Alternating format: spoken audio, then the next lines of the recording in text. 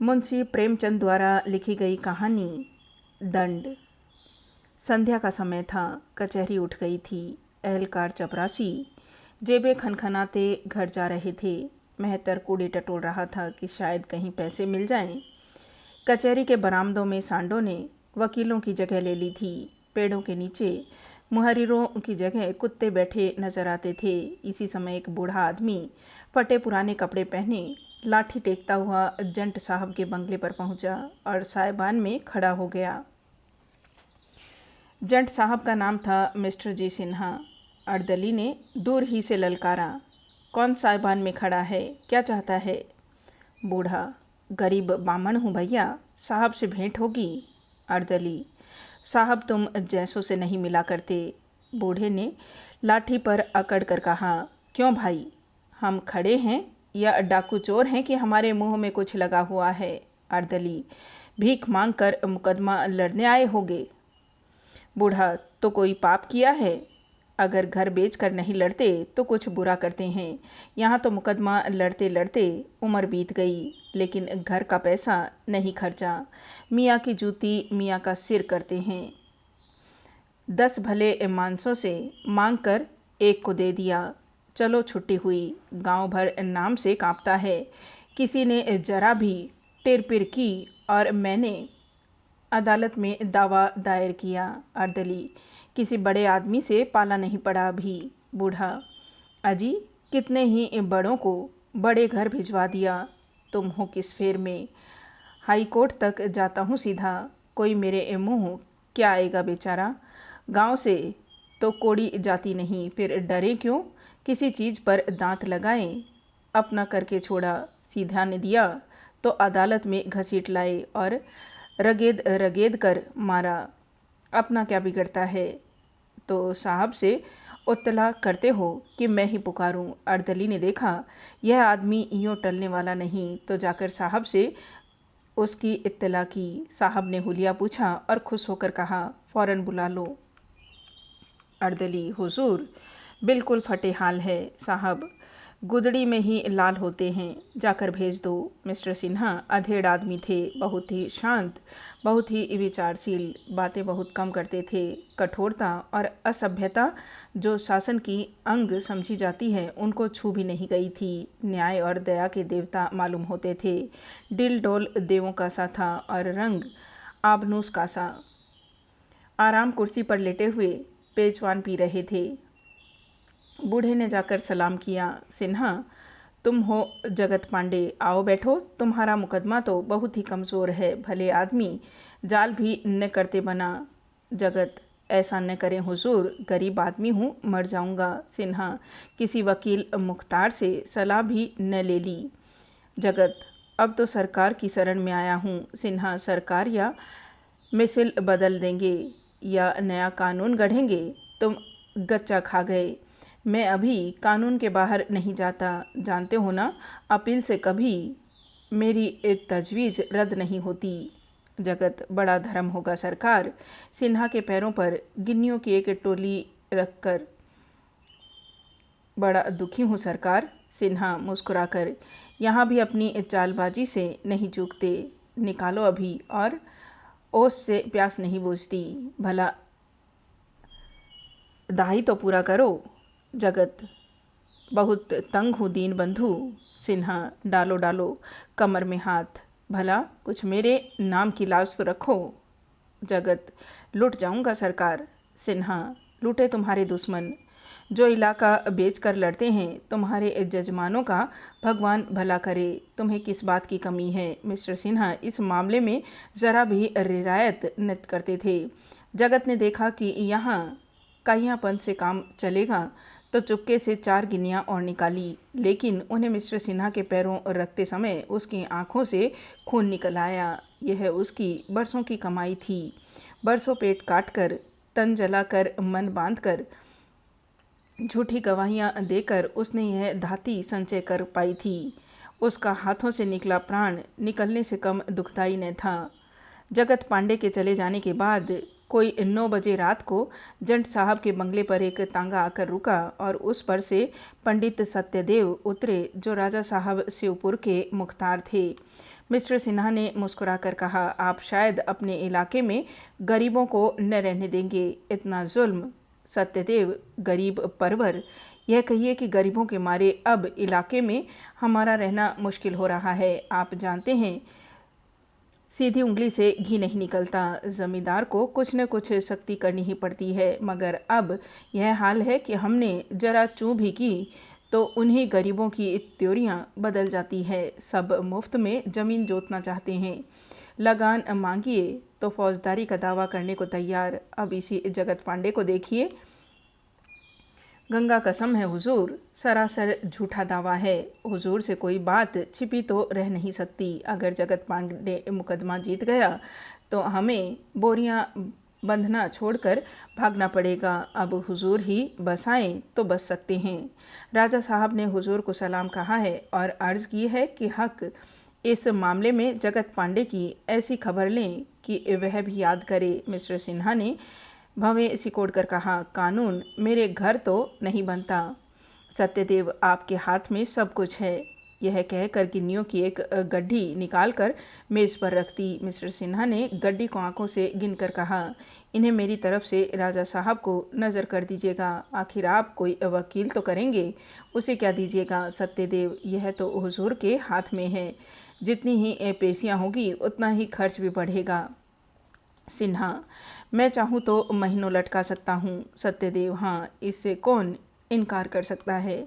सिन्हा, 5 पेशियाँ भी हुई तो आपके कम से कम 1000 उड़ जाएंगे। आप यहाँ उसका आधा पूरा कर दीजिए तो एक ही पेशी में वारा न्यारा हो जाए, आधी रकम बच जाए। सत्यदेव ने 10 गिन्नियाँ और निकाल कर मेज़ पर रख दी और घमंड के साथ बोले, हुक्म हो तो राजा साहब कह दूँ, आप इत्मीनान रखें, साहब की कृपा दृष्टि हो गई है। मिस्टर सिन्हा ने तीव्र स्वर में कहा, जी नहीं, यह कहने की ज़रूरत नहीं। मैं किसी शर्त पर यह रकम नहीं ले रहा। मैं करूँगा वही जो कानून की मंशा होगी। कानून के खिलाफ जो भर भी नहीं जा सकता। यही मेरा उसूल है। आप लोग मेरी खातिर करते हैं, यह आपकी शरारत है। उसे अपना दुश्मन समझूंगा जो मेरा ईमान खरीदना चाहे। मैं जो कुछ लेता हूँ सच्चाई का इनाम समझ कर लेता हूँ।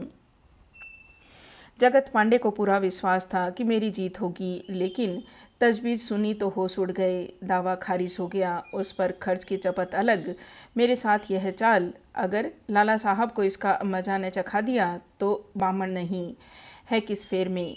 सारा रोब भुला दूंगा। वहाँ गाढ़ी कमाई के रुपए हैं, कौन पचा सकता है। हाड़ फोड़ फोड़ कर निकलेंगे। द्वार पर सिर पटक पटक कर मर जाऊंगा। उसी दिन संध्या को जगत पांडे ने मिस्टर सिन्हा के बंगले के सामने आसन जमा दिया। वहाँ बरगद का घना वृक्ष था। मुकदमे वाले वहीं सत्तू चबेना खाते और दोपहरी उसी की छाह में काटते थे। जगत पांडे उनसे मिस्टर सिन्हा की दिल खोलकर निंदा करता, न कुछ खाता न पीता, बस लोगों को अपनी राम कहानी सुनाया करता। जो सुनता वह जंट साहब को 4 खरी खोटी कहता। आदमी नहीं पिशाच है, इसे तो ऐसी जगह मारे जहाँ पानी न मिले। रुपए के रुपए लिए, ऊपर से खर्चे समेत डिग्री कर दी। यही करना था तो रुपए काहे को निकले थे। यह है हमारे भाई बंधुओं का हाल। यह अपने कहलाते हैं, इनसे तो अंग्रेज ही अच्छे। इस तरह की आलोचनाएं दिन भर हुआ करती। जगत पांडे के आसपास 8 पहर जमघट लगा रहता। इसी तरह 4 दिन बीत गए और मिस्टर सिन्हा के कानों में भी बात पहुंची। अन्य रिश्वती कर्मचारियों की तरह वह भी हेकड़ आदमी थे। ऐसे निर्द्वंद रहते मानो उन्हें यह बीमारी छू तक नहीं गई है। जब वह कानून से जो भर भी न टलते थे तो उन पर रिश्वत का संदेह हो ही क्यों कर सकता था, और कोई करता भी तो उसकी मानता कौन। ऐसे चतुर खिलाड़ी के विरुद्ध कोई जाब्ते की कार्यवाही कैसे होती। मिस्टर सिन्हा अपने अफसरों से भी खुशामद का व्यवहार न करते। इससे हुक्काम भी उनका बहुत आदर करते थे, मगर जगत पांडे ने यह मंत्र मारा था कि जिसका उसके पास कोई उत्तर न था। ऐसे बाकड़ आदमी से आज तक उन्हें साबिका न पड़ा था। अपने इन नौकरों से पूछते, बूढ़ा क्या कर रहा है। नौकर लोग अपनापन जताने के लिए झूठ के पुल बांध देते। हुजूर कहता था, भूत बनकर लगूंगा, मेरी ये वेदी बने तो सही। जिस दिन मरूंगा उस दिन के 100 जगत पांडे होंगे।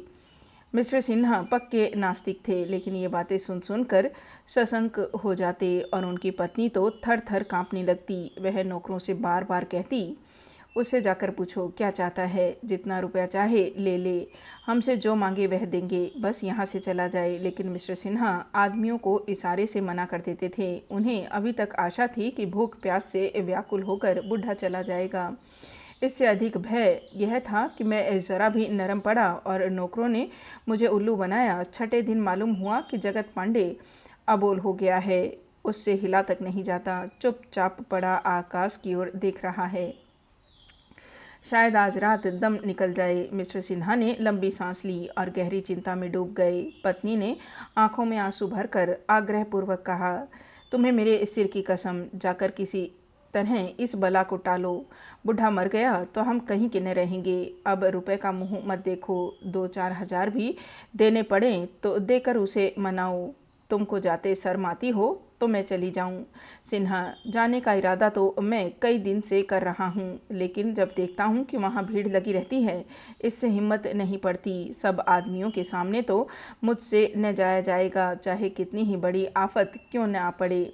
तुम 2-4 हजार की कहती हो, मैं 10-5 हजार देने को तैयार हूँ, लेकिन वहाँ नहीं जा सकता। न जाने किस बुरी साइड से मैंने इसके रुपए लिए। जानता कि यह इतना फिसाद खड़ा करेगा तो फाटक में घुसने ही न देता। देखने में तो ऐसा सीधा मालूम होता था कि गऊ है। मैंने पहली बार आदमी पहचानने में धोखा खाया। पत्नी, तो मैं ही चली जाऊं, शहर की तरफ से आऊंगी और सब आदमियों को हटाकर अकेले में बात करूंगी। किसी को खबर न होगी कि कौन है, इसमें तो कोई हरज नहीं है। मिस्टर सिन्हा ने संदिग्ध भाव से कहा, ताड़ने वाले ताड़ ही जाएंगे, वहाँ तुम कितना ही छुपाओगी।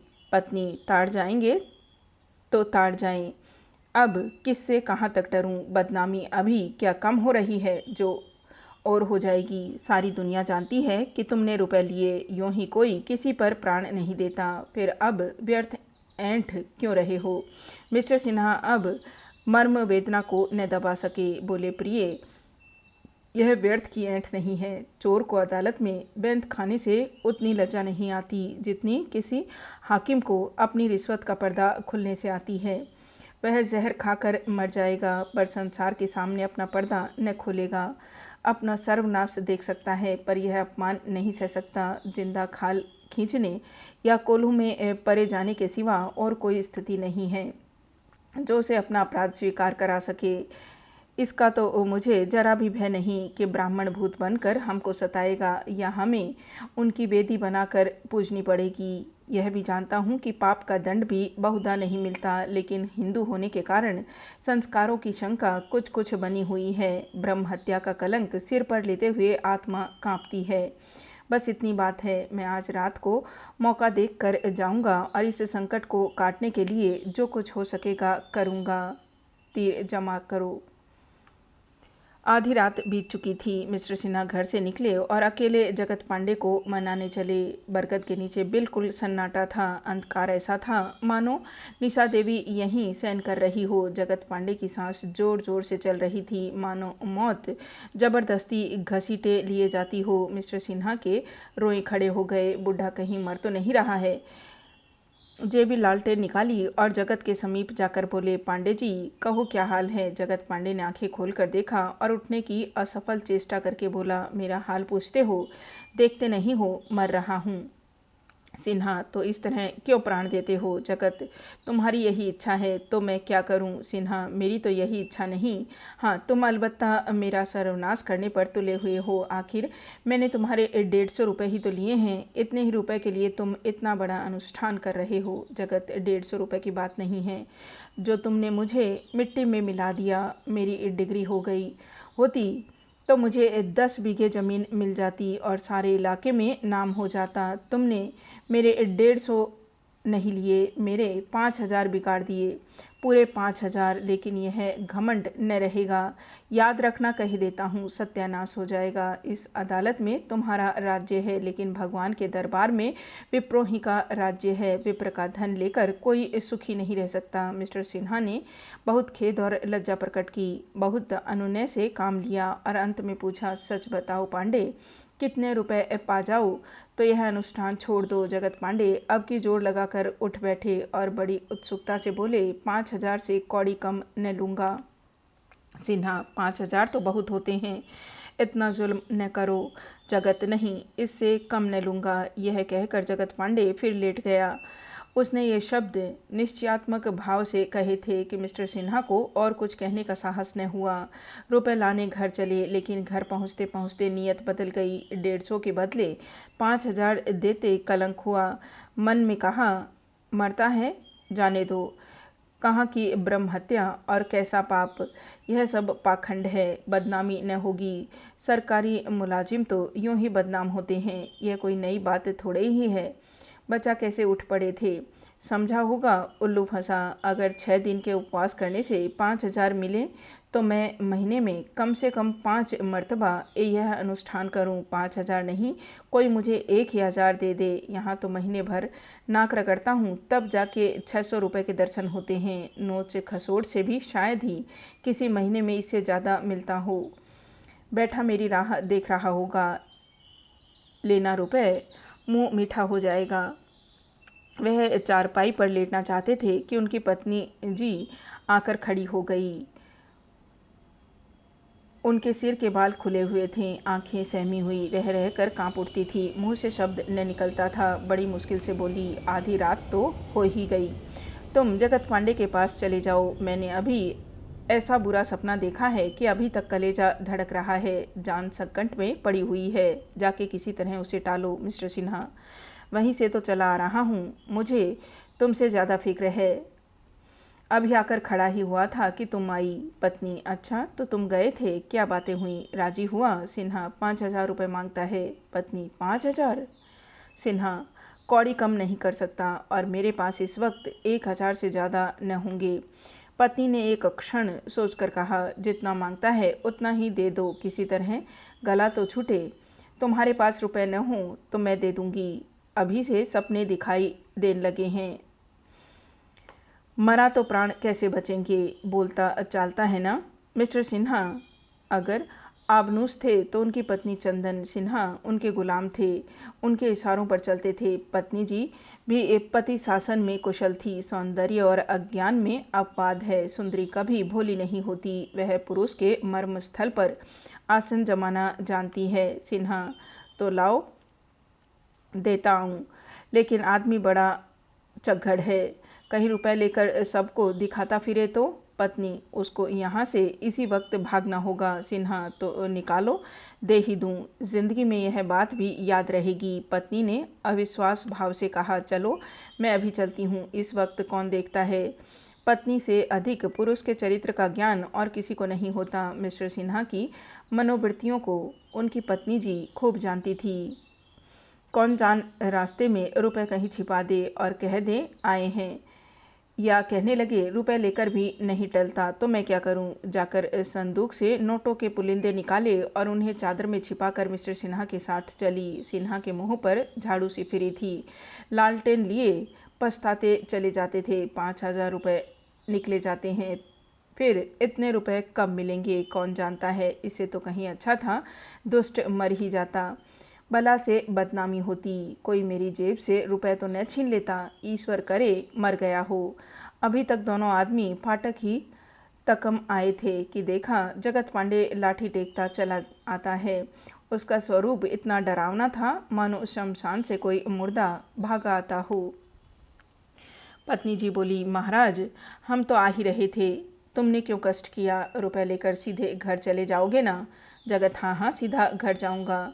कहाँ है रुपए देखूं। पत्नी जी ने नोटों का पुलिंदा बाहर निकाला और लालटेन दिखाकर बोली, गिन लो, 5,000 रुपये हैं।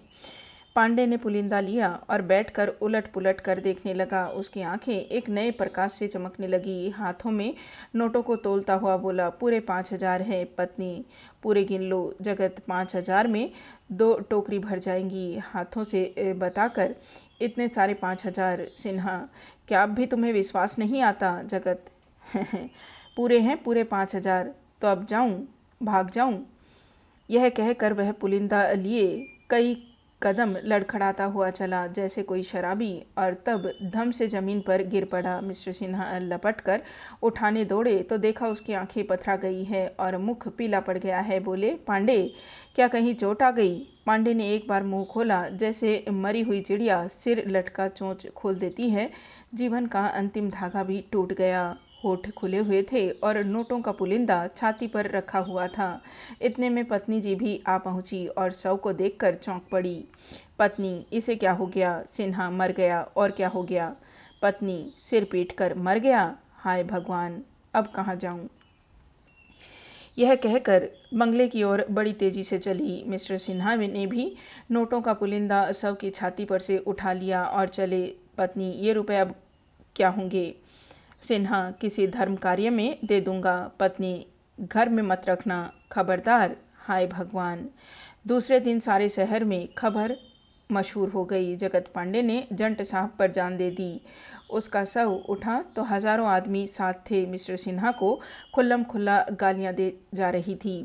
संध्या समय मिस्टर सिन्हा कचहरी से आकर मन मार बैठे थे कि नौकरों ने आकर कहा, सरकार, हमको छुट्टी दी जाए, हमारा हिसाब कर दीजिए। हमारी बिरादरी के लोग धमकाते हैं कि तुम जंट साहब की नौकरी करोगे तो हुक्का पानी बंद हो जाएगा। सिन्हा ने झल्ला कर कहा, कौन धमकाता है? कहा, किसका नाम बताएं सरकार? सभी तो कह रहे हैं। रसोइया, हुजूर, मुझे तो लोग धमकाते हैं कि मंदिर में न घुसने पाओगे। साइस, हुजूर, बिरादरी से बिगाड़ करके हम लोग कहाँ जाएंगे? हमारा आज से इस्तीफ़ा है, हिसाब जब चाहे कर दीजिएगा। मिस्टर सिन्हा ने बहुत धमकाया, फिर दिलासा देने लगे, लेकिन नौकरों ने एक न सुनी। आध घंटे के अंदर सबों ने अपना अपना रास्ता लिया। मिस्टर सिन्हा दांत पीस कर रह गए, लेकिन हाकिमों का काम कब रुकता है। उन्होंने उसी वक्त कोतवाल को खबर कर दी और कई आदमी बेकार में पकड़ कर लाए गए। काम चल निकाला। उसी दिन से मिस्टर सिन्हा और हिंदू समाज में खींचतान शुरू हुई। धोबी ने कपड़े धोने बंद कर दिए, ग्वाले ने दूध लेना, नाई ने हजामत बनानी छोड़ी। इन विपत्तियों पर पत्नी जी का रोना धोना और भी गजब था। इन्हें रोज भयंकर स्वप्न दिखाई देते। रात को एक कमरे से दूसरे में जाते प्राण निकलते थे। किसी को जरा सिर भी दुखता तो नहीं में जान समा जाती। सबसे बड़ी मुसीबत यह थी कि अपने संबंधियों ने भी आना जाना छोड़ दिया। एक दिन साले आए मगर बिना पानी पिए चले गए। इसी तरह एक बहनोई का आगमन हुआ, उन्होंने पान तक न खाया। मिस्टर सिन्हा बड़े धैर्य से यह सारा तिरस्कार सहते जाते थे। अब तक उनकी आर्थिक हानि न हुई थी। गरज के बावले झक मार कर आते ही थे और नजराना मिलता ही था। फिर विशेष चिंता का कोई कारण न था, लेकिन बिरादरी से वैर करना पानी में रहकर मगर से वैर करने जैसे है। कोई न कोई ऐसा अवसर ही आ जाता है जब हमको बिरादरी के सामने सिर झुकाना पड़ता है। मिस्टर सिन्हा को भी साल के अंदर ही ऐसा अवसर आ पड़ा। यह उनकी पुत्री का विवाह था। यही वह समस्या है जो बड़े बड़े हेकड़ों का घमंड चूर कर देती है। आप किसी के आने जाने की परवाह न करें, हुक्का पानी भोज भात मेल जोल किसी बात की परवाह न करें, मगर लड़की का विवाह तो न टलने वाली बला है, उससे बचकर आप कहाँ जाएंगे। मिस्टर सिन्हा को इस बात का दगदगा तो पहले ही था कि त्रिवेणी के विवाह में बाधाएं पड़ेगी, लेकिन उन्हें विश्वास था कि द्रव्य की अपार शक्ति इस मुश्किल को हल कर देगी। कुछ दिनों तक उन्होंने जानबूझकर टाला कि शायद इस आंधी का जोर कुछ कम हो जाए, लेकिन जब त्रिवेणी को 16वां साल समाप्त हो गया तो टाल मटोल की गुंजाइश न रही। संदेशे भेजने लगे, लेकिन जहाँ संदेशिया जाता वहीं जवाब मिलता, हमें मंजूर नहीं। जिन घरों में साल भर पहले उनका संदेशा पाकर लोग अपने भाग्य को सराहते, वहाँ से अब सूखा जवाब मिलता था, हमें मंजूर नहीं। मिस्टर सिन्हा धन का लोभ देते, ज़मीन नज़र करने को कहते, लड़के को विलायत भेजकर ऊंची शिक्षा दिलाने का प्रस्ताव करते, किंतु उनकी सारी आयोजनाओं का एक ही जवाब मिलता था, हमें मंजूर नहीं। ऊंचे घरानों का यह हाल देखकर मिस्टर सिन्हा उन घरानों में संदेश भेजने लगे जिनके साथ पहले बैठकर भोजन करने में भी उन्हें संकोच होता था, लेकिन वहाँ भी वही जवाब मिला, हमें मंजूर नहीं। यहाँ तक कि कई जगह वे खुद दौड़ दौड़ कर गए, लोगों की मिन्नतें की, पर यही जवाब मिला, साहब हमें मंजूर नहीं। शायद बहिष्कृत घरानों में उनका संदेश स्वीकार कर लिया जाता, पर मिस्टर सिन्हा जानबूझकर मक्खी न निगलना चाहते थे। ऐसे लोगों से संबंध न करना चाहते थे जिनका बिरादरी में कोई स्थान न था। इस तरह 1 वर्ष बीत गया। मिसेस सिन्हा चारपाई पर पड़ी करहा रही थी, त्रिवेणी भोजन बना रही थी और मिस्टर सिन्हा पत्नी के पास चिंता में डूबे बैठे हुए थे। उनके हाथ में एक खत था, बार बार उसे देखते और कुछ सोचने लगते थे। बड़ी देर के बाद रोहिणी ने आंखें खोली और बोली, अब न बचूंगी, पांडे मेरी जान लेकर छोड़ेगा। हाथ में कैसा कागज़ है? सिन्हा, यशोदानंदन के पास से खत आया है। पाजी को यह खत लिखते हुए शर्म नहीं आती। मैंने इसकी नौकरी लगाई, इसकी शादी करवाई और आज उसका मिजाज इतना बढ़ गया है कि अपने छोटे भाई की शादी मेरी लड़की से करना पसंद नहीं करता। अभागे के भाग्य खुल जाते। पत्नी, भगवान अब ले चलो, यह दुर्दशा नहीं देखी जाती।